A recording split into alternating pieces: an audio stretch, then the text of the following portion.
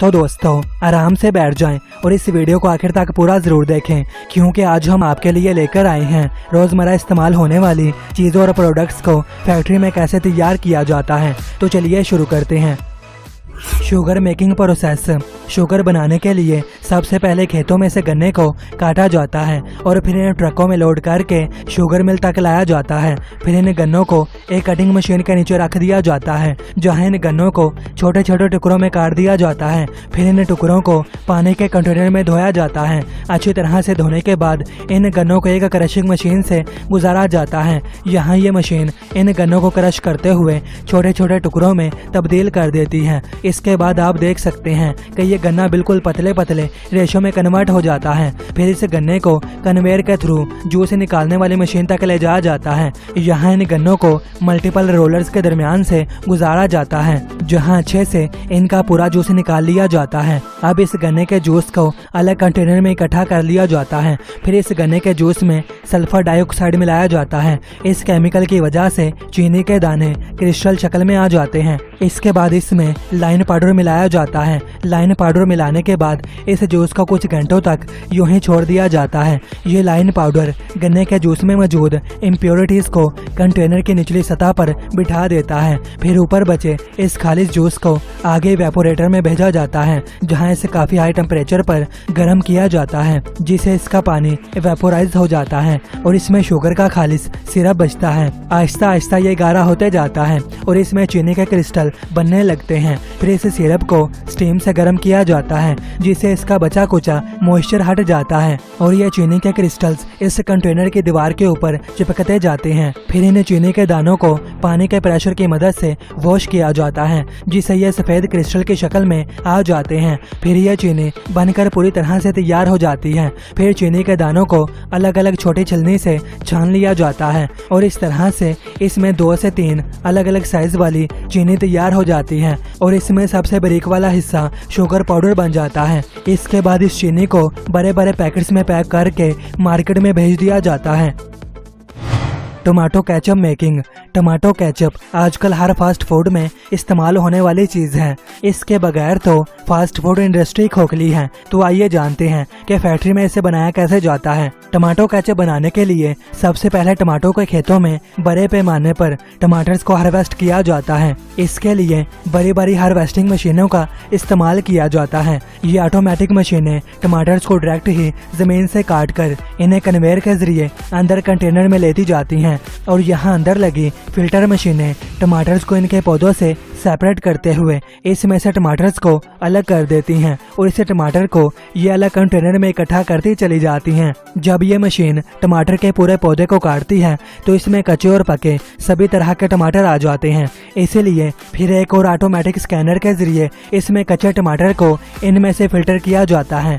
फिर इन टमाटर्स को एक अलग कंटेनर में लोड किया जाता है। फिर इन सभी पके हुए टमाटर्स को टमाटो केचप बनाने की फैक्ट्री तक ले जाया जाता है। यहाँ इन सभी टमाटर्स को एक बड़े पानी वाले कंटेनर में डाल दिया जाता है। यहाँ इन टमाटर्स को वॉश करते हुए एक कन्वेयर के जरिए इन्हें आगे भेजा जाता है। अच्छे से टमाटर्स को क्लीन करने के बाद इन सभी टमाटर्स को उबलते हुए पानी में डाल दिया जाता है। फिर उबलते हुए पानी में इन टमाटर्स को काफी देर तक उबाला जाता है। जब इन टमाटर्स की ऊपरी स्किन गलने लगती है तो फिर इन टमाटर्स को इन कन्वेयर के जरिए गर्म पानी से निकाल लिया जाता है और इन उबलते हुए टमाटर्स को कन्वेयर के जरिए आगे भेजा जाता है, जहां कुछ ऑटोमेटिक मशीनों के जरिए इनके छिलकों को इन पर से उतार लिया जाता है। ऑटोमेटिक मशीन के जरिए इनके छिलके को हटाने के बाद इन सभी टमाटर्स को कन्वेयर के थ्रू वर्कर्स की एक टीम के पास भेजा जाता है, जहां इन टमाटर्स की मैनुअली छुटाई की जाती है ताकि इनमें कोई बिना छिला हुआ टमाटर ना रह जाए।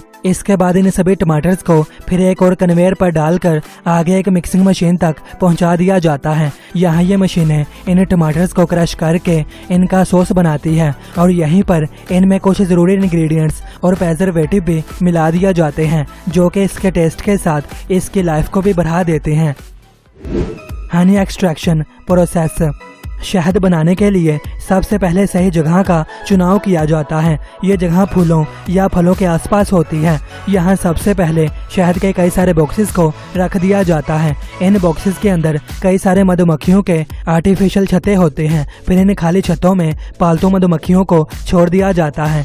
ये मधुमक्खियाँ आसपास के फूलों से रस को लेकर इनमें इकट्ठा करती जाती हैं। कुछ दिनों बाद मधुमक्खियों के इन बॉक्सेस को खोलकर चेक किया जाता है। जब इनमें शहद अच्छी मिकदार में भर जाता है तो फिर इन छत्तों को बॉक्सेस से एक एक करके निकाल लिया जाता है और इस पर से मधुमक्खियों को हटाया जाता है। इसके बाद इन छत्तों को डायरेक्टली ही शहद निकालने वाली जगहों पर ले जाया जाता है। यहाँ सबसे पहले मधुमक्खी के छत्ते को मशीन के ऊपर रखा जाता है और यहाँ इन छत्तों के ऊपर बाहर वाले ढक्कन को हटा लिया जाता है ताकि शहद को इनमें से निकालना आसान हो। आप देख ही सकते हैं किस तरह से इसके ऊपर की ओपनिंग को हटाया जा रहा है। इसके बाद सभी छत्तों को एक एक्सट्रैक्शन मशीन में डाला जाता है। ये एक रोटेटिंग मशीन होती है जिसके अंदर छत्तों को डालकर गोल गोल घुमाया जाता है। इस तरह से इन छत्तों को घुमाने से इनमें मौजूद शहद इसमें निकलने लगता है। शहद निकालने के बाद जब ये छत्ते खाली हो जाते हैं तो इन्हें हटाकर इनकी जगह वापस से आर्टिफिशियल छत्ता